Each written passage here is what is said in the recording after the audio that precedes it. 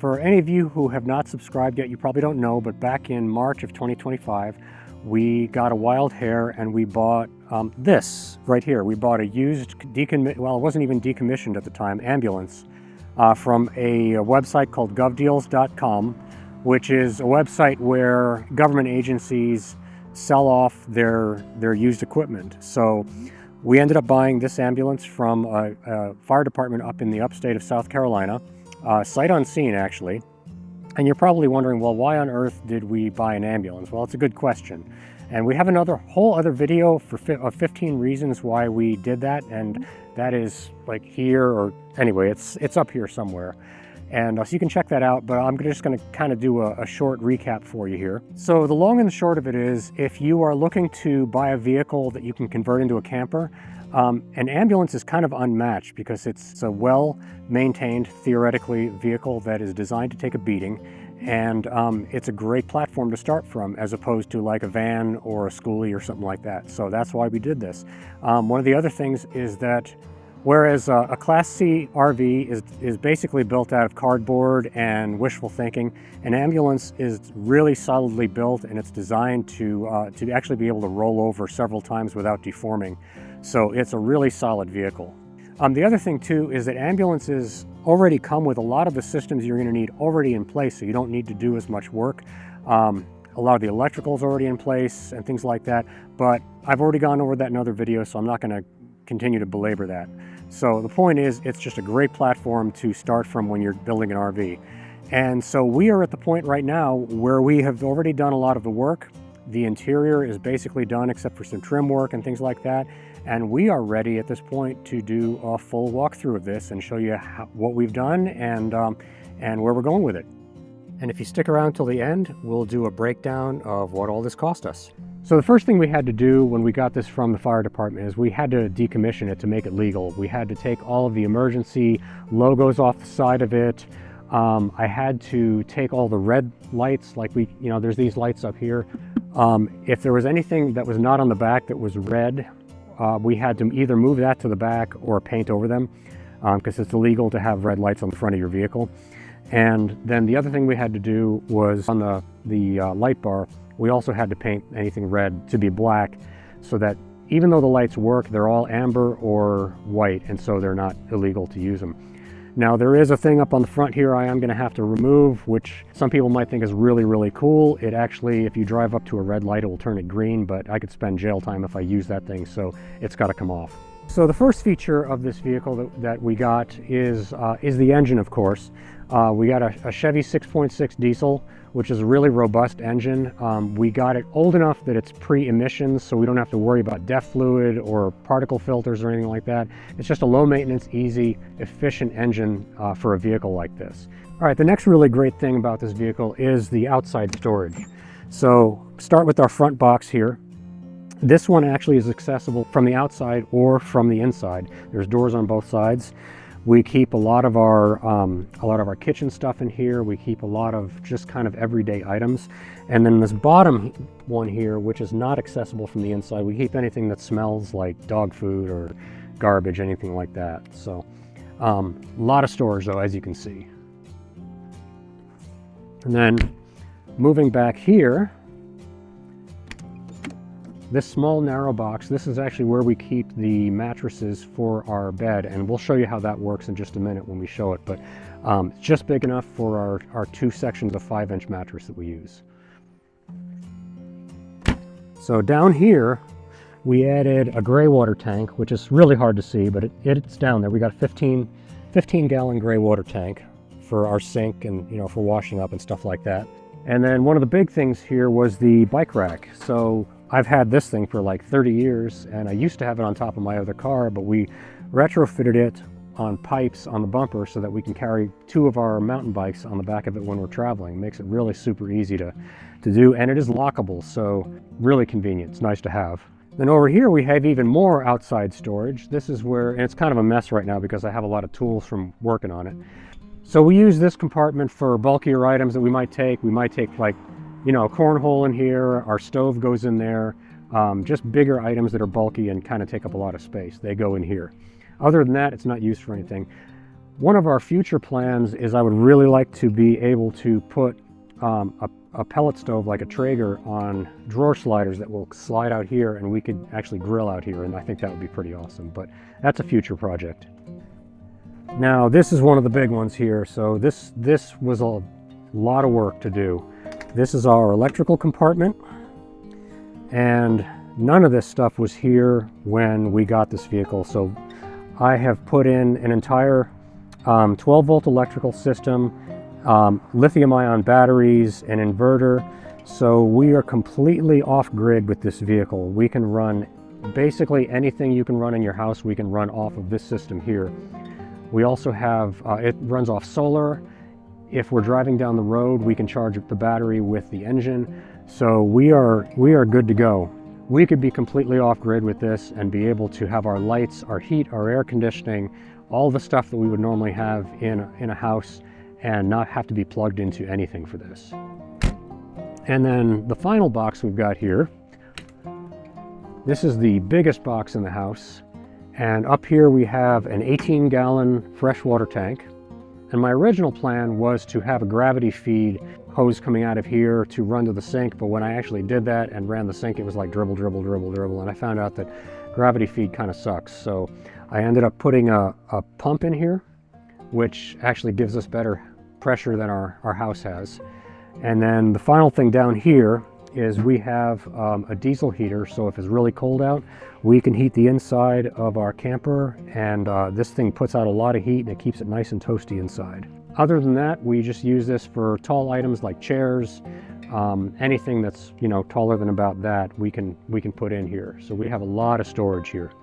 I've also put in a T-junction here. It's capped off right now, but I'm going to put in a shower head so we can do outdoor showers here and be able to run that off the pump as well. And it's just a matter of hooking it up and it'll be ready to go.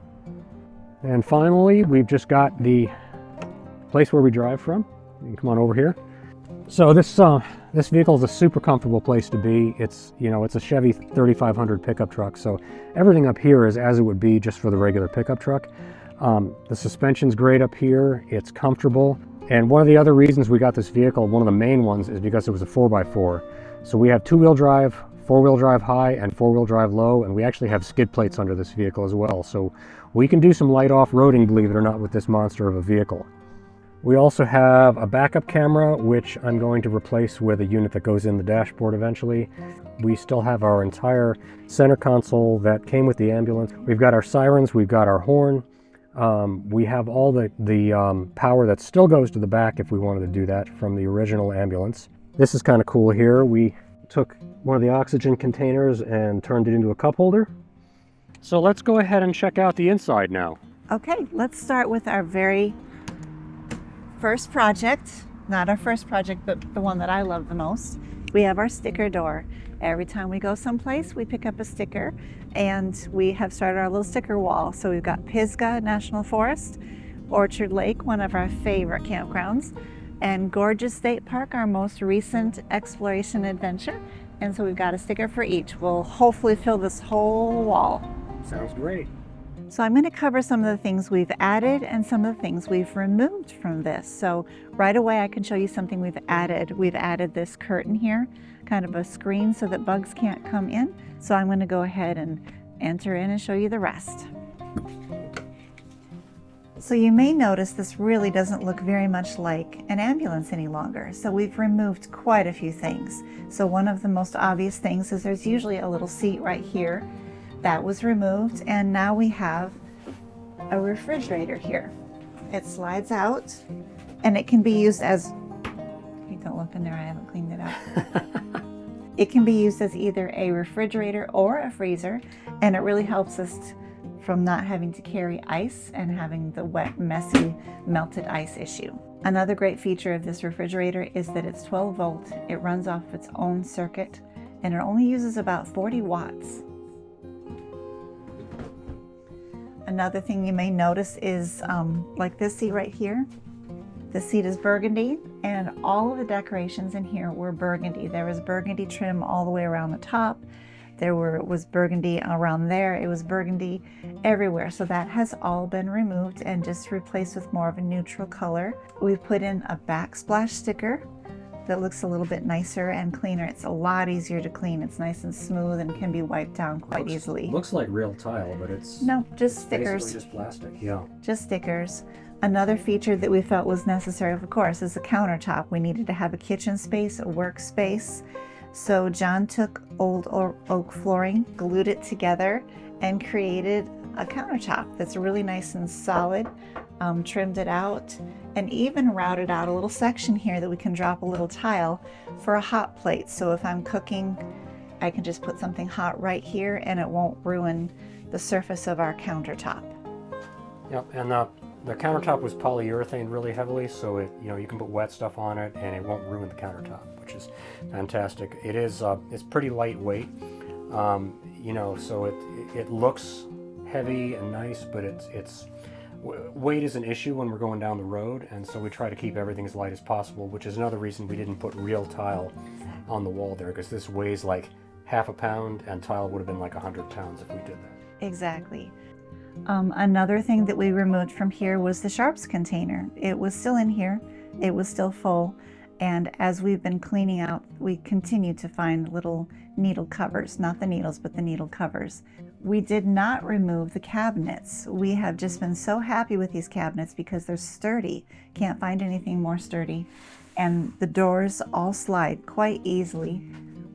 You can see through them just enough so you can tell what's in them and easily find whatever you need. This is our kitchen section where we keep bowls, plates, cups, silverware, saran wrap, that kind of thing. Cabinet down here, same thing. This is just a large open space. A lot of times we'll put our computer things or electronic things, which is really handy because this is where the outlets are, including the 12-volt outlet. This is where I do a lot of the cooking. If we're cooking indoors, we've got the sink right here for washing up hands. We just have a propane tabletop stove that we use when we decide to cook inside. Exactly. And most of the food goes up in here. Nothing rattles around, nothing moves. It's amazing. I can put all of our canned goods, all of our boxed goods, anything in here, and it never moves. It just stays right where it is, and the cabinets are very sturdy. Usually our clothes goes in this. Oh, there's your comb. Were you missing your comb? No, I located it. You knew that, okay. This is where our clothes go, and it's plenty of storage for that as well. Up here we generally keep more things like our bedding, things that we need to easy access to. If our girls are with us, they tend to put little things up in there like books or crafts that they're working on. They kind of get tucked up in here because it's easy to get to. And as you've noticed, we've got lots of lighting. It's perfectly lit in here. We have puck lights up here running down both sides that are worked from the knob right as you enter the door, and it's even dimmable. So it can be as bright as we want or dim at night when we're trying to kind of wind down and just relax for the night. And also, if we need just a little bit of light, we've got some ambient light that's tucked back in there above the cabinets. Yeah, a lot of people don't realize, they think that that's like reflection of light coming off of something, but no, we ran LED strip lights, and then I got some frosted plexiglass and just put it over that so it softened the light quite a bit, because it's really bright if you don't do that. Hardly uses any wattage at all, so we could literally run those lights for days off of the battery and it would keep running. So Another feature that we have in here, that just like on the front we had a screen, we needed a screen in the back just for airflow to go from the front to the back and through without the bugs joining us. So we're able to slide our hands in the slit, grab the handle and open the door, and the screen is from the top to the bottom.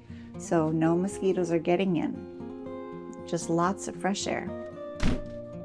Another big change we made to keep this feeling more like a home instead of an ambulance was we ripped out the ceiling and all of the hospital-like lights that were very fluorescent and harsh and not very homey and comfortable. So the ceiling was ripped out with all of the lights, replaced with birch plywood. One of the reasons we decided to do that instead of a composite is humidity, moisture. Those would have broken down fairly quickly, but a birch plywood would last a little bit longer and not break down. And these lights are a lot less harsh than the lights that were in here before. And all of it looks really good too. Just regular house paint, where it was like plastic kind of material before, the ceiling that was in here? It was, yes. It was like a plastic material that Yeah. was easily washable because it was an ambulance. Exactly. When we were trying to think of how to redo the kitchen area, we were trying to imagine what a sink could look like in here. And I think this was the most fun because we got to go thrifting. And we found this cute little sink. It needed to be small enough, but deep enough. We were finding lots of small but kind of shallow, which really wouldn't function well. So this was the right size and it was deep enough, and we found it at a thrift store. All the better. And of course, we feel that this is a beautiful faucet, and it was given to us by some good friends of ours. And Yep. fresh water from the fresh water tank that we saw earlier today. When we first started dreaming about looking at an ambulance, we saw a lot of different options, and some of them did not have pass-throughs or had just a tiny little window. But we have really loved having this pass-through space so that we can stop, we can crawl right through if we need to, or our dog's favorite thing is to walk through as well. She loves to come from the back to the front to join us whenever we're traveling. It's a really easy, and if we were to stop at night, we wouldn't have to leave our vehicle. We could climb right through and just jump in and start setting up and settling in for the night. So earlier in the video, John mentioned that we can run anything that we would normally run in a household. And one of my favorite features in our house is our coffee pot, because I love coffee. And this is normally where we keep our coffee pot because there is an outlet right there, also 12-volt circuit as well. So if we had something that we wanted to run off of either, we can right here. We can run our toaster, we can run our coffee pot, we can run an electric kettle, so all that's available in that cabinet right there. Yep, and these shelves are super sturdy and could even be moved up or down if we would want to, just to vary the height. As I mentioned earlier when we were talking about getting ready for the evening, one thing we were concerned about is privacy. So if we're parked for the night, we don't want people to be able to see in. And also, even if we're parked and it's really hot out, we need to cover up the windows to make sure the light doesn't get in and the heat doesn't get in. Or if it's cold, the cold doesn't get in. So I made some window covers. Inside the window covers is a layer of fleece for insulation, and also a layer of basically a car windshield protective sunscreen that I cut down and sewed in between two different pieces of fabric. There's little tabs here that will, there's little magnets on them that will magnetize up into the window. When remodeling this camper, we wanted to make sure that we would be able to get a good night's sleep when we stopped for the night. And so we changed this bench seat into a bed because we really wanted to be able to keep the floor space as well. So originally this was a flat bench seat, and this cushion was on the wall as a backrest. But John remodeled the whole thing and designed this bed. The solution for this bedding was actually, it kind of stumped me for a while, because most people who do an ambulance build will put a permanent platform bed in the back here, but like Lynn said, we really didn't want to lose that floor space. So we also didn't want to lose the seat belts, because we do travel with our kids sometimes. And so what I ended up finally coming up with was this bed. So we took the original bench seat and ripped out the top of it. And the way this works is, obviously it's a bench right now. The seat belts are accessible back here, so we actually can travel with 3 people on this bed.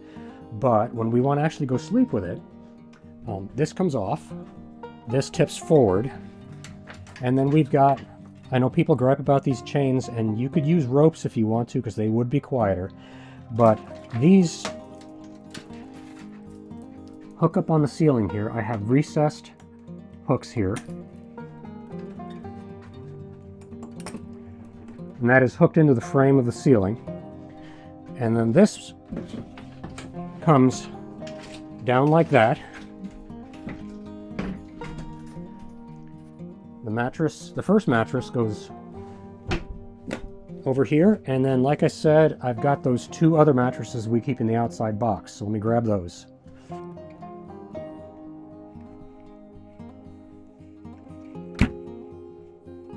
And then that just goes in there.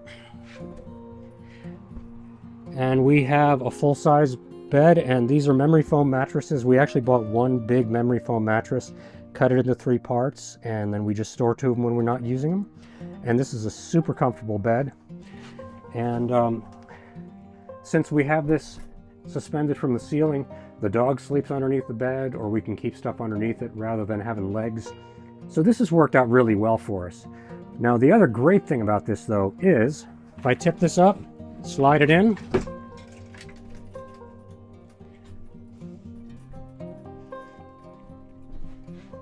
tip one of them up, then it goes to a day bed, and we can sit and watch movies, or if we don't feel like completely putting the bed back into a bench when we travel, we can just have it this way, and the seat belts are still accessible this way.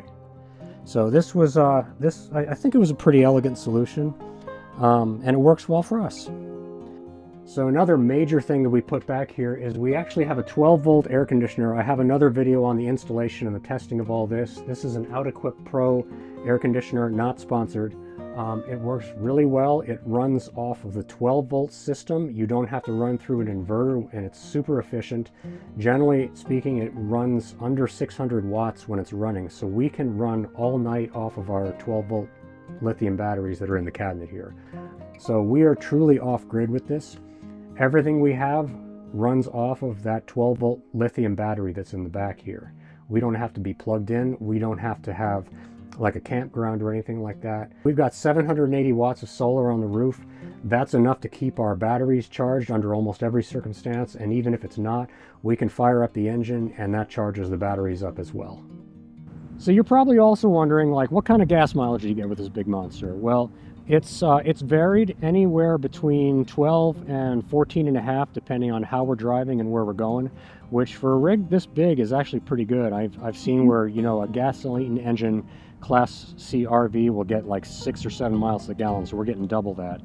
And then as far as the cost breakdown, I'm going to go ahead and break that down here for you right now. So here's the breakdown of what this project has cost us. I'm not going to include repairs and regular maintenance in this. The 2002 Chevy 4x4 ambulance, including the auction fees, was $12,300. The 12-volt electrical system, this includes the chargers, batteries, inverter, solar panels, etc., was $1,680. The fresh and gray water tanks were $230. The 12-volt refrigerator was $180. Cloth for the cushions and such was $250. The oak counter was free. The faucet was free. The sink was $25 from a thrift store. The 12-volt air conditioner was $760. The diesel heater was $165. The water pump was $40. Wiring was roughly $100. Stick-on tiles were $68. The mattress was only $88. And finally, various parts, lumber, fittings, plumbing, etc. were around $570-ish, ballpark. So our total for this build to bring it to a place where we can travel with it comfortably comes to $16,456. Our goal at the beginning of this was to keep it under $17,000. We've been pretty successful in this, considering that a similarly equipped Sprinter van will cost north of 4 times that and not give you 4-wheel drive. I think we did pretty good. So if you've enjoyed this video, if you want to see more content like this, please go ahead and like it, subscribe. Let us know what questions you have, because I know a lot of people, this is like a really weird thing and you haven't seen this before. But yeah, we're pretty good about answering questions on our page. And go ahead and subscribe if you haven't already. Hit the bell button so you'll get notified when new videos come out. And until next time, you know, this is John and Lynn. Bye.